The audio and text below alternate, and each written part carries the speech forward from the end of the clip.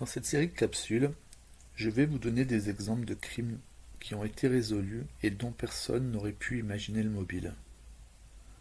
L'affaire Villemain n'ayant pas de mobile avéré, je vous propose un mobile inédit. À la fin de la vidéo, laissez-moi des commentaires pour me donner votre avis et échanger entre vous. Ne soyez pas trop dur car il s'agit d'une théorie. Cela n'a peut-être rien à voir, mais en 38 ans, aucun des mobiles proposés n'est irréfutable. Aujourd'hui, je vous propose la piste de l'irrationalité. Le 18 mars 1991, Michel Guibal immole Marie-Odile Roudil. Rien ne semble lier le meurtrier et la victime. Cependant, on apprendra par la suite qu'il l'a tué parce qu'il pensait être envoûté.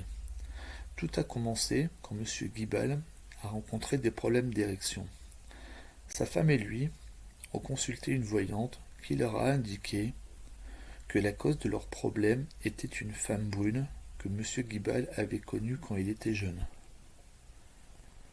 Après avoir passé en revue les jeunes femmes brunes qu'il avait connues, ils se sont arrêtés sur Marie-Odile.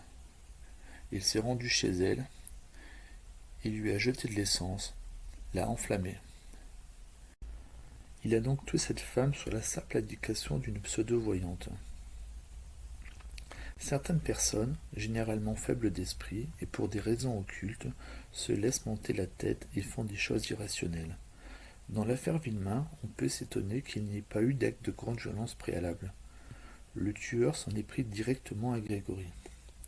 Il déteste Monique, Christine, Jean-Marie, Albert et toute la famille Villemain, mais à part quelques canulars et appels téléphoniques malveillants, il ne leur a jamais fait de mal physiquement.